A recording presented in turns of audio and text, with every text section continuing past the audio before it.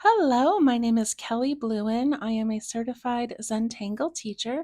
Welcome to my florals series. In these videos, I show you a new floral or botanical or leafy pattern each day. So if you purchased my May Florals kit, you've got this cute little sketchbook and some tiles and the tools to use with them. If you do not have the May kit, unfortunately I am sold out, but you just need a sketchbook and some paper, a pen, a pencil, and a blending tool. You do not have to have what I have, okay? All right, so today is day 2. So I'm going to open up my little book here and I'm going to start a new page for the second day. All right, today we are doing a pattern called Tangleflake 4. So tangle,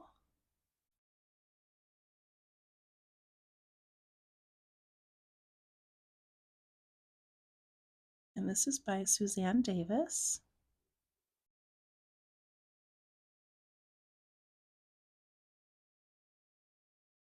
Okay, so we're going to practice it in the book here and leave yourself space to play with it or play with variations. You can also use the opposite side. That's why I love having these little sketchbooks. I just think it's fun to not just draw something one time, but to play around with it a little bit, okay? So Tangleflake 4 begins with a dot. And I'm going to show you her way to do it, and then I'm going to show you my way to do it. So her way is on that dot to make a curve and then curve right through the dot. So you make like an S shape. And then she makes a backwards S shape and crosses through the dot. So I think that's wonderful, but it's hard for my brain to crisscross and hit that dot each time. So I do these things individually all the way around. All right, I'm gonna scoot in just a little bit here. Okay, so we use a very light touch for this one. We want it to be very light and airy. And I'm gonna make just a curve going up. And I'm gonna make a curve going the opposite way.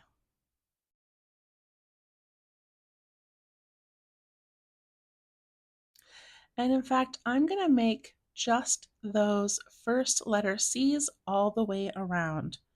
So I'm just going to put in a few. They can be different lengths, different sizes. You can do 4 or 5 or 6, whatever you'd like. Then I'm going to go back in and do them the opposite way. And these can cross over low, they can cross over high. These do not have to be even in any sense. Mine looks pretty even, but it's not really meant to be.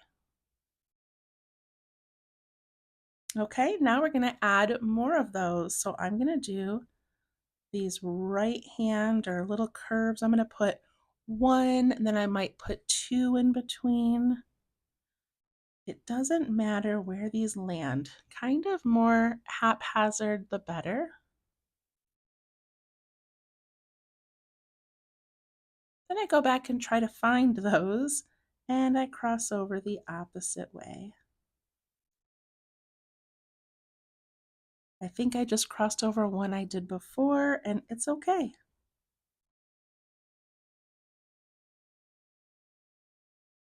Doesn't this look like the dandelion when it's all those little white seed pieces that are so pretty and delicate? All right, now I'm not going to worry about crisscrossing everyone. I'm just going to add in a couple of curves to the right, maybe some long that kind of stick out a little bit. Then I'm going to go back and put in a couple of curves to the left, some of them longer.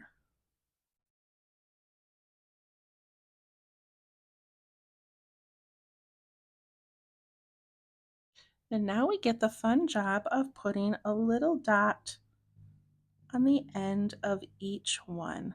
You could do this in the beginning as you add each one, but I kind of like going back afterwards. Just feel like it's very calming to go back now and find those little spots and add those dots.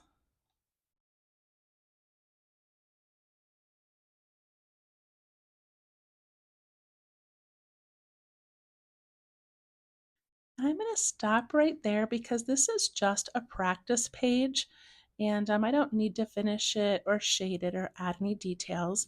But now you would just kind of step back and look at it, and if you see any spaces that you feel like need more, or maybe you want a long one coming out, like you can go in and add those.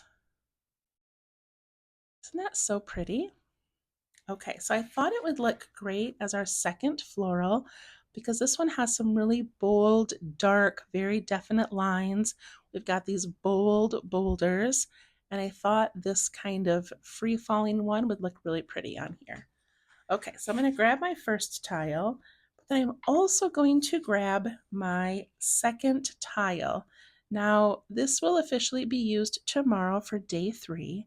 But I am going to tape mine together and draw in the border because I want my second flower to just kind of touch over the side of this one a little bit. Okay, so to do that, I'm going to flip this one up and flip this one up like that. I'm just going to put them right together. If you have, let's see, where did my little thing go? I can do this to make sure they're straight. Take some tape. I wasn't planning on putting these together right away, but I don't know. I'm just excited to see how these start connecting. So I'm going to do that. Okay, there we go. And then we are using our little bookmark. And if you don't have this, just use a piece of scrap paper. We just need an edge with a little bit of a line so that we can stay consistent on our borders. So I'm going to put that right up against the top, add my little dot, add my dot, and these lines are going to go all the way across because we don't need an edge. My little dot here.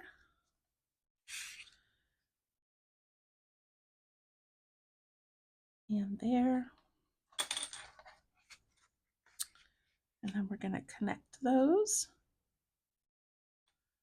And I'm going to go all the way to that first tile. And I'm going to go all the way across. Same thing down here.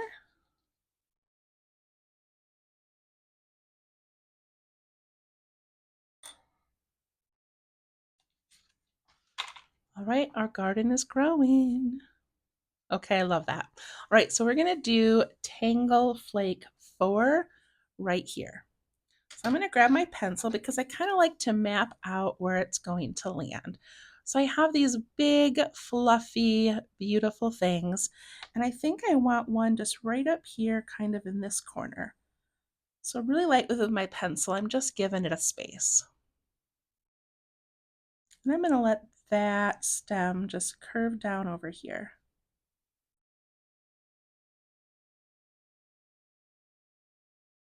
My second one, I think I'd like it down here in this area, and I'm going to put it mostly on this tile, but I'm going to let it cross over a little bit onto that one. And I'll just put that stem coming out the side. Okay, so right here I'm going to put a dot where I think I want the center of this one to be, and we'll zoom in a bit. All right, remember we're putting in those C shapes, those curves. So I like to go all the same direction to begin with.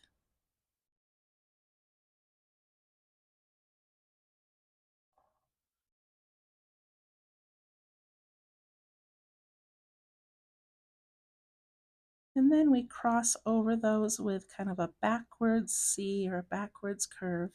And those can cross down low. Those can crisscross up high, doesn't matter.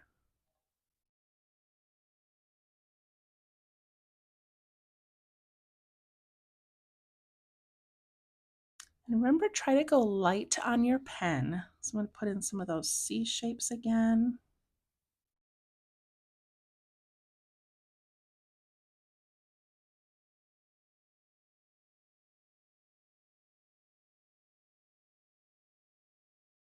And now I'm going to do the backwards C's.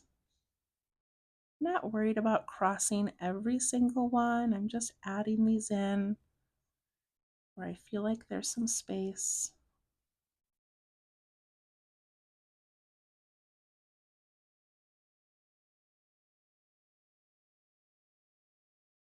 Right, I'm going to do a couple more. Now I'm just looking for areas that maybe need a little bit of a filler. I'm going to go one direction and then the opposite.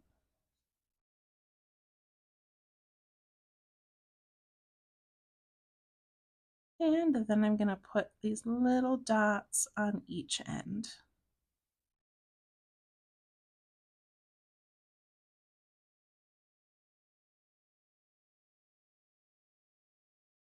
This is the part that I find relaxing because I don't have to think about crisscrossing or filling in spaces or where my next line is going to go. I get to just enjoy making little polka dots.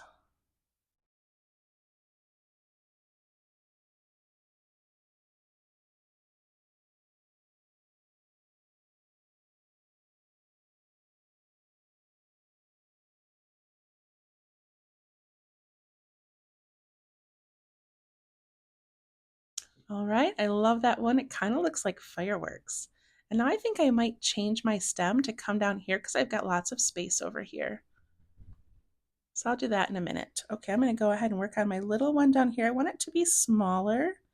That one's nice and big, but now I feel like I just need something little down here. So I'm going to begin with those C shapes.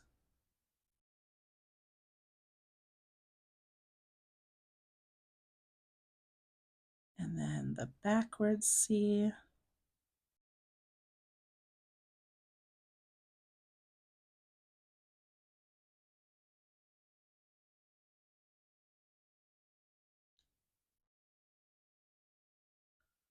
Some more letter C's, some of them being a little bit taller.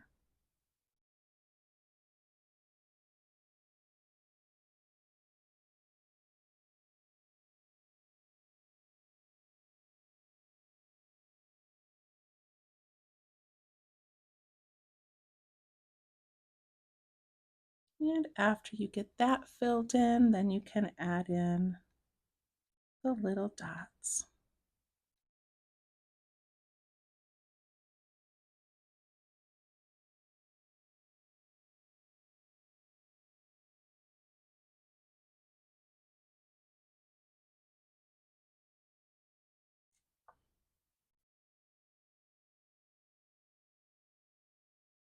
Okay, now I need a stem, so I'm going to take this one and just come down like this, really thin.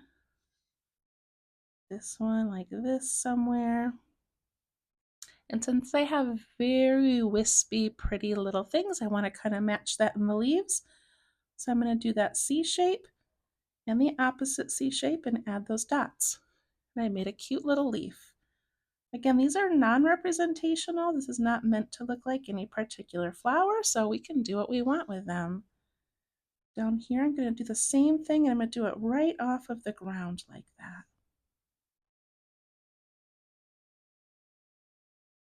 Look how cute those are. And if we kind of want to match the ones over here, we could put a little line and a dot in them.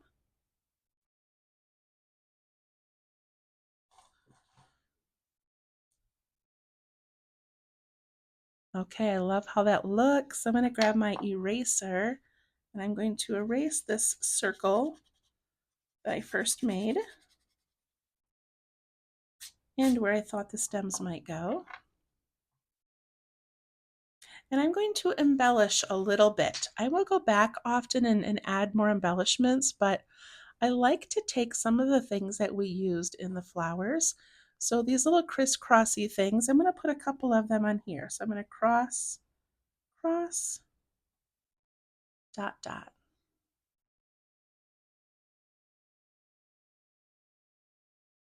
Like little seed pods just floating around.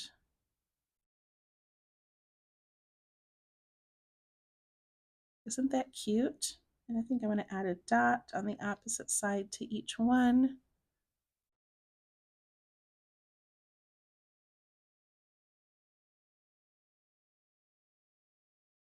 Maybe a dot in between those as well.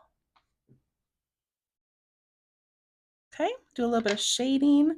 So for this one, I'm going to go in that center where that dot was, and I'm just going to put some graphite sort of poking out from all sides of each dot. I'm also going to add a little bit in the bottom of the stems, or the bottom of the leaves. And that's probably about it. Okay, I'm going to grab my blending tool. I'm going to push that up and out into that elegant little flower.